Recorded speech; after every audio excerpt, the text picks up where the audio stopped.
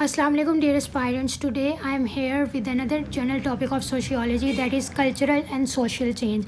This is because the change is prevalent in the society. इस वजह से chances हैं कि ये एग्जाम्स में क्वेश्चन पूछा जा सकता है. Change is a continuous process in a society. So इस वजह से हम इस टॉपिक को important consider करते हैं. So let's start with the topic. पहले हम देखते हैं कि what is change. Change is any change that happens in the difference of time t. ये change की बहुत ही जनरल डेफिनेशन है. दैट इज़ कुछ भी चीज़ जो between change of time T में इन्वेट करे, that we can called as change. अब हम देखते हैं कि चेंज की टाइप्स कौन कौन सी हैं. Change are of two types, social change and cultural change. Social change में क्या हो सकता है, या तो सोशल स्ट्रक्चर में चेंज आ सकता है या फिर सोशल रिलेशनशिप में चेंज आ सकता है. उसके अलावा कल्चरल चेंज में क्या हो सकता है, कल्चरल चेंज में या तो मटीरियल कल्चर में चेंज आ सकता है या फिर नॉन मटीरियल कल्चर में चेंज आ सकता है. नॉन मटीरियल कल्चर जैसे कि हमने देखा था कि क्या है, हमारे पास लैंग्वेजेस हैं. उसके अलावा नॉन मटीरियल कल्चर में हमारे पास बिलीव्स हैं, वैल्यूज़ हैं, कस्टम्स हैं. अगर इनमें चेंज आता है तो that is non material cultural change. और इसके अलावा अगर मटीरियल चेंज आता है, दैट इज़ हमारे आर्टिफैक्ट्स में चेंज आ जाता है, कोई कैलीग्राफी में चेंज आ जाता है, कोई ड्रेसेस में चेंज आ जाता है विद द टाइम, तो उसको हम कहते हैं मटीरियल चेंज. उसके अलावा हम देखते हैं कि सोशल रिलेशनशिप्स में किस तरह से चेंज आ सकता है. सोशल रिलेशनशिप हम देखते हैं कि पर्टिकुलर हमारे जो सोसाइटी है इसमें सोशल रिलेशनशिप क्या है, पेरेंटल रिलेशन हो सकते हैं. इसके अलावा फ्रेंड्स का रिलेशन हो सकता है. तो इन पर्टिकुलर रिलेशंस में अगर कोई चेंज आता है, फॉर एग्जांपल इनमें जो एफिलिएशन बढ़ जाती है या कम हो जाती है due to some social phenomenons, तो उनको हम कहते हैं social relationship change. Social structure में क्या चेंज आ सकता है, जैसे कि सोसाइटी का स्ट्रक्चर होता है वो डिफरेंट कस्टम्स, नॉर्म्स, बिलीव्स को अडॉप्ट करते हुए एक स्ट्रक्चर अडॉप्ट करता है. अगर उसमें कोई चेंज आता है तो उसको हम कहते हैं स्ट्रक्चरल चेंज. ठीक है, जैसे कि हम स्ट्रक्चर में हम देख सकते हैं, जैसे कि रूरल से अर्बन में जब ट्रांसफ़र हुआ था तो that is a structural change. वो एक स्ट्रक्चरल चेंज था. अब हम इनको अलग-अलग से डिस्कस कर लेते हैं. सबसे पहले हम देखते हैं सोशल चेंज. इसकी डेफिनेशन है by Lundberg, refers to any modification in the established patterns of inter human relationship and standards of conduct. ठीक है जी, इंटर ह्यूमन रिलेशनशिप में कोई चेंज आए या स्टैंडर्ड ऑफ कंडक्ट में जो कोई चेंज आए तो वो उसको हम कहेंगे सोशल चेंज. मैंने आपको बात पहले बता दी है, चेंज इन सोशल स्ट्रक्चर और सोशल रिलेशनशिप, इसी बारे में बात की है लुनबर्ग ने भी, inter human relationship and standard of conduct.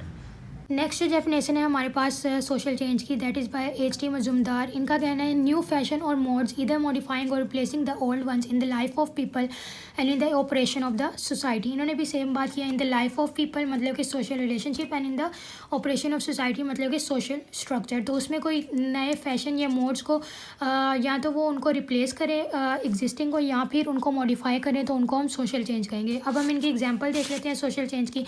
For example industrial revolution आई तो सोशल चेंज आया, कोविड आया तो सोशल चेंज आया, ग्रीन एनर्जी अडॉप्शन आई तो सोशल चेंज आया. उसके बाद हम करेक्टरिस्टिक देखते हैं सोशल चेंज की. It is temporal. टेम्पोरल का मतलब क्या होता है कि टाइम के साथ साथ इसने आना ही होता है. इसका एक स्पेसिफिक टाइम होता है सोशल चेंज के आने का. तो जो सोशल चेंज है we can not remain indifferent from it. ठीक है, उसके बाद हम कहते हैं कि इट इज़ इनएविटेबल, ये आके ही रहने वाला है. ऐसा नहीं है कि हम सोशल चेंज को रोक सकते हैं, क्योंकि सोसाइटी हमें पता है कि ह्यूमन से बनी है एंड ह्यूमन नीड्स चेंज. तो इसकी वजह से जो सोशल चेंज है दैट इज़ इनएविटेबल, यूनिवर्सल है. ऑब्वियसली जो पूरी दुनिया है that is made up of people, तो इसकी वजह से सोशल चेंज आना इज़ यूनिवर्सल. ये हर सोसाइटी में आता है. नॉट दैट कि सिर्फ पाकिस्तानी सोसाइटी में आएगा या इस्लामिक सोसाइटी में आएगा या इंडियन सोसाइटी में आएगा, ऐसा नहीं है, बल्कि यूनिवर्सल है, ये हर सोसाइटी में चेंज आएगा. उसके बाद है it's a social phenomena. Obviously जहाँ पे सोसाइटी होगी वहाँ पे चेंज होगा. प्लान्ड और अनप्लान्ड सोशल चेंज तो आना ही होता है, और इट कैन बी प्लान्ड और अनप्लान्ड. फॉर एग्जांपल जैसे हम देखते हैं कि अर्बनाइजेशन का चेंज आ रहा है या आ चुका है हम कह सकते हैं, तो अगर उसको प्लान कर लिया जाए तो that can be more efficient. अगर अनप्लान्ड रहेगा तब भी उसने आना ही आना है. उसके बाद हम देखते हैं इन चेंज. जो सोशल चेंज है that can cause consequences in change. For example अगर वुमेन एम्प्लॉयमेंट का चेंज आता है तो उसकी वजह से फैमिलीज इफेक्ट होंगी, obviously families in good way effect होंगी. और उसके बाद क्या होगा, जो पर्टिकुलर सोसाइटी है उसकी इकोनॉमी भी इन अ गुड वे इफेक्ट होगी. दैट इज़ चेंज के कंसिक्वेंस जो होते हैं वो इन चेन रिएक्शन आते हैं. ठीक है, नेक्स्ट है हमारे पास है कल्चरल चेंज की. हम डेफिनेशन देख लेते हैं. Any change in the culture, that is bye Horton and Hunt, very simple definition. उसके बाद बाय ड्रेसलर एंड सियंस हमारे पास एक डेफिनेशन है, दैट इज़ मॉडिफिकेशन और discontinuance of the tried and tested procedure transmitted to us from the culture of past as well as the introduction of the new procedures. जो भी cultural change के procedures हमारे पास पहले से transmit होकर आए हैं from or from the members of the past, तो उनको जो है उनमें चेंज और उनमें मॉडिफिकेशन या उनको डिसकंटिन्यूस करके नए प्रोसीजर्स को इंट्रोड्यूस कराना, दैट इज़ कल्चरल चेंज। उसके बाद हम देखते हैं सोर्सेज ऑफ चेंज क्या है हमारे पास। सोर्सेज ऑफ चेंज है इन्वेंशन, कोई नई चीज़ इन्वेंट होकर आ सकती है। उसके अलावा डिफ्यूजन, कल्चर जो है आपस में डिफ्यूज़ हो सकते हैं, उसकी वजह से चेंज आ सकता है। एसिमिलेशन और एक कल्चरेशन, एसिमिलेशन और एक कल्चरेशन को हमने डिटेल कल्चर में स्टडी किया है, कल्चर वाले टॉपिक में।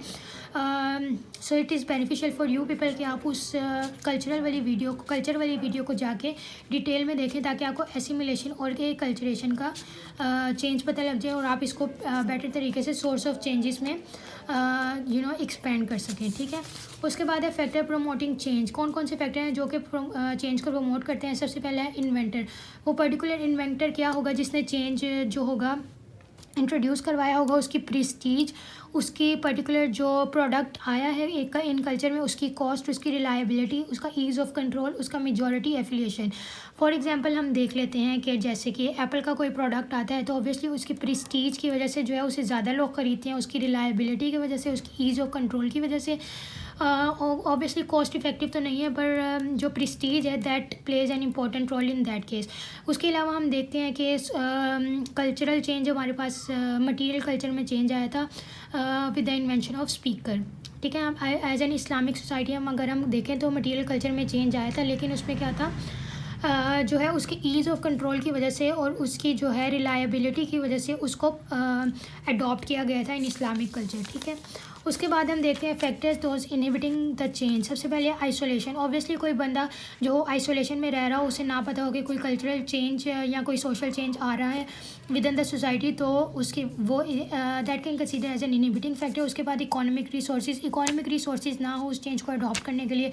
कल्चरल फॉर्मलिज्म, जो कल्चर में जो पुराना जो प्रोडक्ट हो वो उसमें पार्ट एंड पार्सल बन गया हो, जिसकी वजह से कल्चरल फॉर्मलिज्म प्रिवेल कर रहा हो, जो सोसाइटी के लोग हैं वो उसे जो नई चीज़ आई हो उसको अडॉप्ट करने से इनहिबिट कर रहे हो, तो that can be an inhibiting factor. उसके बाद कल्चरल इनर्शिया, जो कल्चर है वो जो है इनर्शिया प्रोड्यूस कर रहा हो, जो पास्ट का कल्चर है वो इनर्शिया प्रोड्यूस कर रहा हो कि जो है हमने नया जो कल्चर है उसको अडॉप्ट नहीं करना, तो वो भी हमारे पास जो है इनहिबिटिंग फैक्टर बन सकता है। इसमें हम देख सकते हैं women employment is a culture inertia, ठीक है। वो हमारा जो है पास्ट का कल्चर है वो उसको इनहिबिट कर रहा है कि इस बात को अडॉप्ट नहीं करना, और अभी तक हमसे फुली अडॉप्ट नहीं हो पाया। उसके बाद कल्चरल लैग है। कल्चरल लैग क्या है? मटीरियल कल्चर में चेंज आ जाए पर नॉन मटीरियल कल्चर में चेंज ना आए। ऑब्वियसली मटीरियल कल्चर में चेंज आ सकता है, that is a rapid process, पर जो नॉन मटीरियल कल्चर में चेंज है that is a slow and steady process, क्योंकि वो थिंकिंग में चेंज आना होता है। फॉर एग्जांपल हम देखते हैं एक्सोगेमी जो है वो मटीरियल कल्चर में तो चेंज ला चुकी है, मतलब जो न्यू जनरेशन है रूरल एरिया की वो एक्सोगेमी की तरफ जा रही है, पर जो ओल्ड जनरेशन है नॉन मटीरियल कल्चर में चेंज नहीं आ पा रहा, उनकी थिंकिंग में चेंज नहीं आ पा रहा, तो that produces a cultural lag, जिसकी वजह से कि चेंज अडॉप्ट करना मुश्किल हो जाता है, ठीक है। तो these are some inhibiting factors. So cultural change और सोशल चेंज के हवाले से बस यही सब कुछ था। I have let you know all the things in detail. Hopefully this will add value to your knowledge. अगर आपको लगे तो कि मुझे किसी और टॉपिक पर भी वीडियो बनानी चाहिए, please let me know in the comment section below. Your recommendations and your addition in these topics will be appreciated by myself. Jazakumullahu khair, fi amanillahi, assalamu alaikum.